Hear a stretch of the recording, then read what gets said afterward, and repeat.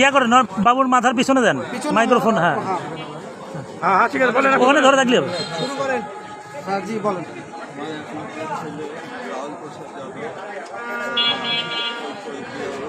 চলে যাওয়ার কারণে মোবাইলে আমি গিয়ে না সহ্য করার পরে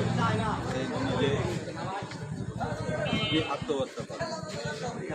তো ওনার জন্য আমি জিজ্ঞেস করছি, খুঁজে পাচ্ছি না, পুলিশের কোনো ভূমিকায় তো করতেছে না। আমি ওর দৃষ্টগুলো পাচ্ছি না। কোথায় মামলা করছেন আপনি? আমি বগুড়া থানায়, সদর থানা। এই যে আপনার সামনে যে মেয়েটা দাঁড়িয়ে আছে এটা কি? এটা আমার নাতনি রাহুলের মেয়ে। রাহুলের মেয়ে, ওর মা তো রাস্তায় পড়ে গেছে, কাঁদতে কাঁদতে কী অবস্থা চিন্তা করা যায়। আমাদের বাড়িটা শেষ করে দিয়ে গেছে।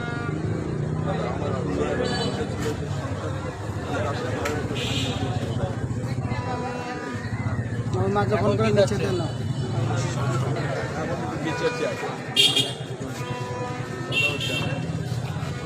শাস্তি চাই। আপনি কি কোনো অর্থ সম্পদ নিয়ে গেছে ওই মেয়ে? নিয়ে গেছে, অনেক সোনা নিয়ে গেছে।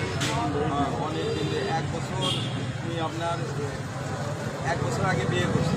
তারপর আমার বাড়িতে 1 বছর এমনি থাকতো, স্বামী তালাক তারপরে আমার কাছের বাড়িতে মনে করে যে 1 বছর আগে বিয়ে করছে। আমার বাড়িতেই ওই বিয়ে ছিল। আর সব আমরা পিঠে গেছিলাম, সব জিনিসপত্র, সব সোনা টোনা, আমার বইয়ের গহনা টহনা, টাকা পয়সা যা ছিল সব নিয়ে চলে গেছে।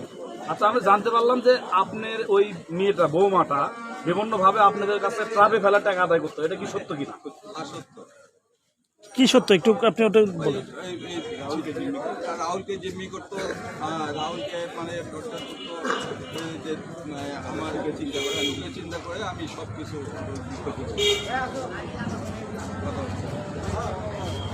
ঠিক আছে পাওয়া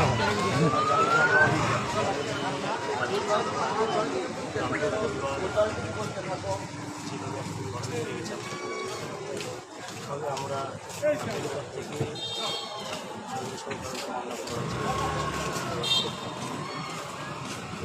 যে আপনি শুধু বগুড়া রাহুল মিডিয়ার মাধ্যমে দেখতে পাচ্ছেন যে এই ধরনের ঘটনা অনেক ঘটেছে। যদি শাস্তি না তাহলে এই ধরনের ঘটনা আজকে রাহুলের পরিবার বিচার সৃষ্টি না তাহলে অন্যায় বেড়ে যাবে। আমি চাবো যে এই যে ধরনের ঘটনা বা যে মামলা আমাদের বিচার করা উচিত।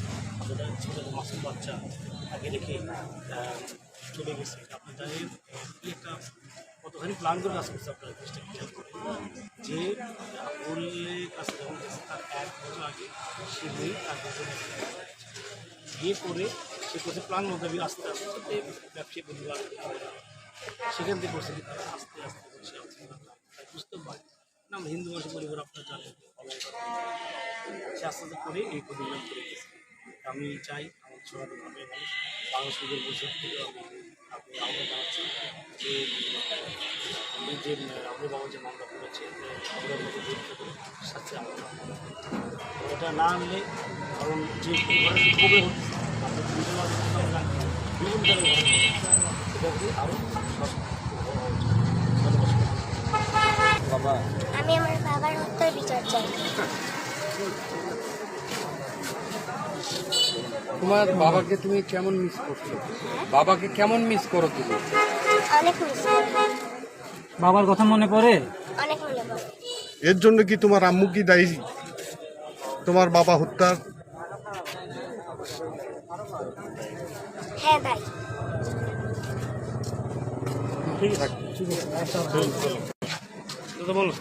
ধন্যবাদ। আপনারা জানেন দীর্ঘ 2 মাস হয়ে গেল আমাদের ডালপট্টি, ওরা ডালপট্টি নিরঞ্জন কাকার ছেলে রাহুল যাদব, যেটা তার মৃত্যু বলা যায় না, একে মার্ডার বলা যায়। কারণ যে মৃত্যুটা তাকে হয়েছে এই মৃত্যুটা তার মানে করুন আমরা ডালপুরিতে কেউ মেনে নিতে পারছি না।